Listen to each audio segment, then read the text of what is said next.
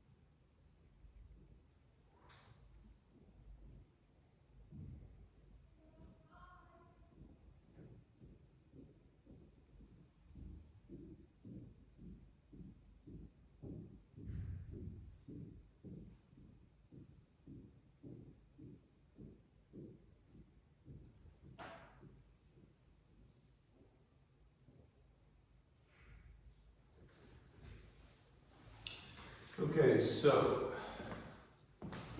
e of x, because it's binomial, is just 10 times 0.4. So e of x is, I don't know why I've written 2, is 4. That's part A. Part B, the variance of x. So this would be 10 times by 0.4 times by 0.6.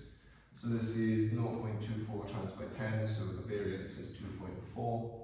C then, so the expected value of 2x plus 1 is 2 times the expected value of x plus 1. So this would be 2 times 4 plus 1, so the expected value of 2x plus 1 would be 9. And then D, the variance of 5x minus 2 would be equal to 25 times the variance of x. So this would be 2.4 times 25, so 24, so 660. Yeah. So the variance of 5x minus 2 would be 60. Okay, and that's relative. That's the idea, really. To be honest with you. Out of interest, then, how would I find, say, for example, e of x squared? How would I find, so if I have to part e, how would I find e of x squared? How would I find that? Because that's a bit harder. So there's a relationship between variance and expected value. What's the formula for variance that I mentioned? So if you're ever asked to find e of x squared, remember variance of x equals e of x squared minus e of x all squared. So, do you know what this is? Do you know what this is? Yeah, so you can use it to find e of x squared pretty much. So in this instance, it would be 2.4 plus 4 squared equals e to the x squared. So e to the x squared in this instance would be 18.4. Yeah, so e of x squared would be 18.4. Right, try this question then, so the one I put on the board. So a random variable x has a binomial distribution of 25 trials, probability of 0.8 of success. So part A is just state the mean and variance, and then the random variable y is defined by that it's ax minus b. So given that a and b are 2 and 3, find the mean and variance is pretty much exactly what we've just done. And then given that e of y equals 0 and variance of y, so the very last bit, just cross that bridge when you get to it. You should be able to do everything else there relatively comfortably.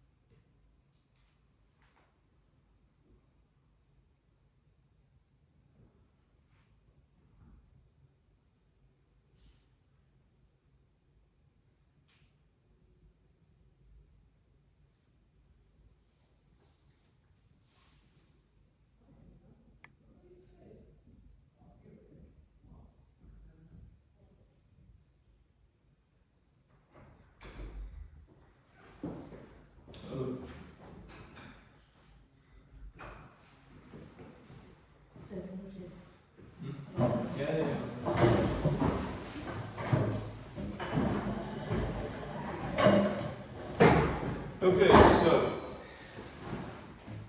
to summarise what we've done so far, you essentially need to know these two laws. Those ones I've circled. That's essentially what we've done so far. Right, so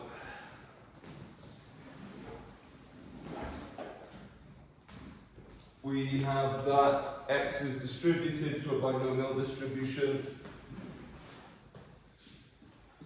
with 25 trials and a probability of 0.8 of success. So e of x is equal to 25 times by 0.8, so 20, and the variance of x equals 25 times by 0.8 times by 0.2, so that would be 0.2 times 20, so that would be 4. Yeah. So the expected value is 20 and the variance is 4. So then that's part A. Part B. The random variable y is defined that y is equal to a times x minus b. So given that a is 2 and b is 3, find the mean and expected value of y, so mean and variance of y. So e of y is equal to e of 2x minus 3. So this would be 2 times e of x take away 3, and e of x was 20, so this is 2 times 20 take away 3. So this is 40 take away 3 equaling 37. And then the variance of y is equal to the variance of 2x minus 3. So this is 4 times the variance of x. And so this is 4 times 3. 3, is it? 4 times 4, sorry. 4 times 4 equaling 16. And is that it? So part I. So given that the expected value of y is 0 and that the variance of y is 1, we need to calculate what a and b actually are. So part I was only like a specific instance where they give you a and b. So let's actually find what they are.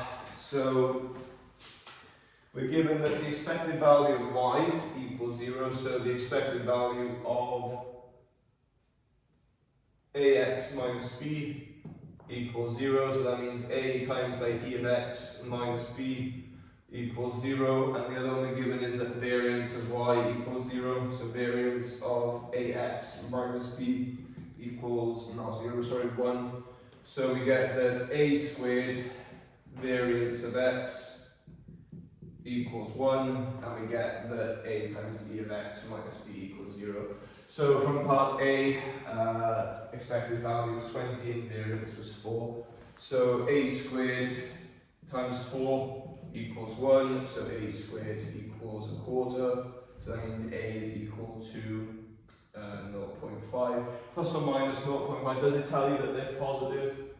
Yeah, a and b are positive, so we ignore the negative root. So a is a half.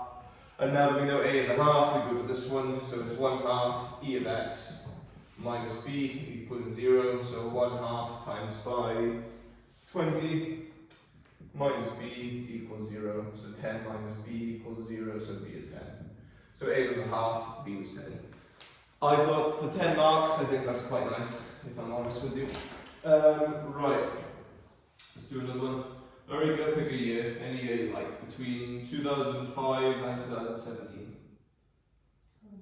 2008, sure. Winter or summer? Winter, sure. Right, so there we go. So a random variable x has binomial distribution, a random variable x has binomial distribution 10, 0.3. Given that y equals 3x plus 4, find the expected value of y, the variance of y, and the probability that y equals exactly 16.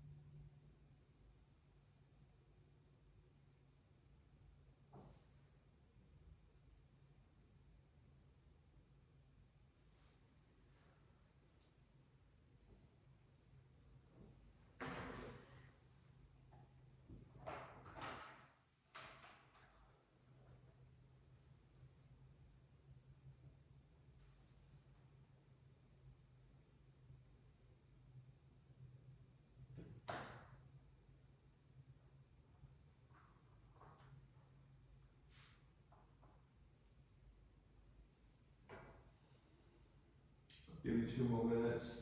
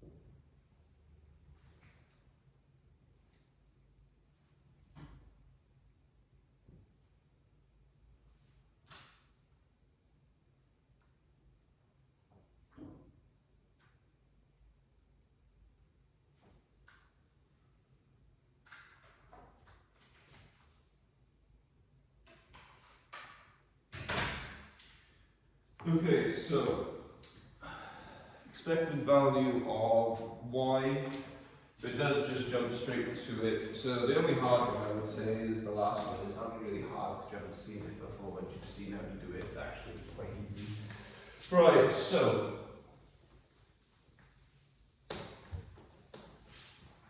we have that we want e of y, so x is distributed to binomial with 10 trials, each trial having a probability of success of 0.3.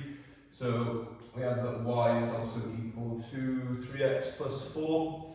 Okay, so simply put e of y is equal to e of 3x plus 4, and this is 3e of x plus 4.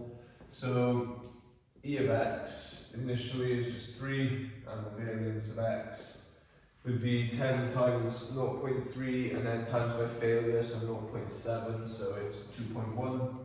Yeah. So e of y is 3 times 3 plus 4, so 13. And then part B is just the variance of y, if I recall. Yeah. So the variance of 3x plus 4 is equal to 9 times the variance of x. So this is 9 times by 2.1, and this would be 18.9. Okay, part C. Part C is actually deceptively simple. So it wants the probability that y is 16. Problem is, you have a distribution for x. You don't have a distribution for y. You don't know what y is distributed to. But what you can do is just find an equivalent. So you want y to be 16, right? So what does x need to be for y to be 16? Do you agree 3x plus 4 equals 16, effectively?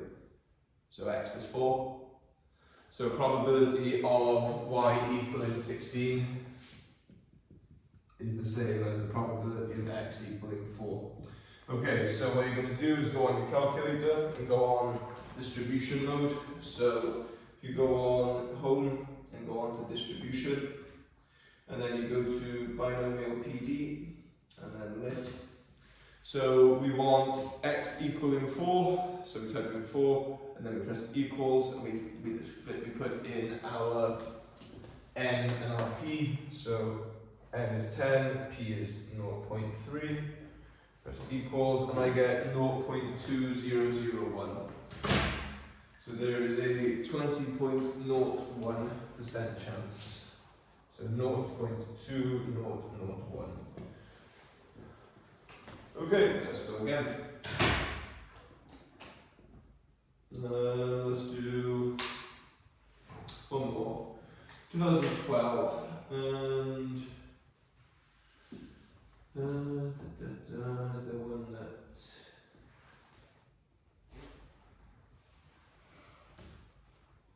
oh, that's a good one. Yeah, okay, do that.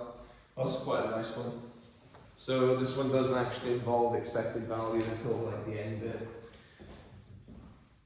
So a random variable x has a binomial distribution 16 and then p, where p is less than 0.5. So you're told that the variance is 2.56. You are going to need to use that relationship that I mentioned over here. So you're going to need to use that variance of x equals e of x squared minus e of x. At some point, I can't think if it's part A or not. No, you don't need it for part A, you'll need it for part B though.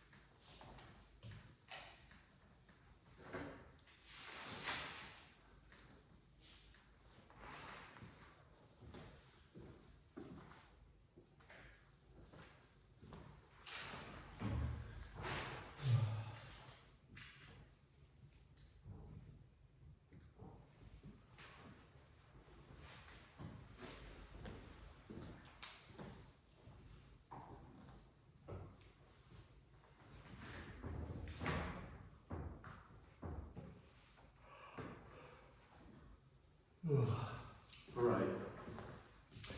So for part A, you are told that the variance of x is equal to 2.56. What is the formula for variance? For variance for a binomial? So it's n times p times 1 minus p, right? So 16 times p times 1 minus p equals 2.56, and now we just solve for p. So 16p minus 16p squared equals 2.56, and now 16p squared minus 16p equals plus 2.56 equals 0. And I'll just cheat and use my calculator for this, which is exactly what you should do in the real exam as well. So 16, negative 16, 2.56. So I get 0.8 and 0.2. So p equals 0.8, p equals 0.2. So which one should I actually use? Yeah, because it tells you p is less than 0.5, so this is the one we actually use. So to confirm, x is distributed to binomial 16 trials with a probability of 20% of success for each individual one. For this value of p, calculate e of x squared, which again is really straightforward, like really standard. So variance of x equals e of x squared minus e to the x squared. And so the expected value, which we were not given actually, so 16 times 0.2, so that would be 3.2, and the variance we are actually given is 2.56. So this would be 2.56 equaling e to the x squared minus 3.2 squared. So e to the x squared is 3.2 squared plus 2.56. 3.2 squared would be,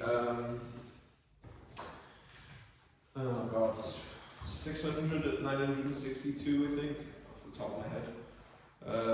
3.2 squared, nope, I'm just dead wrong, 10.24.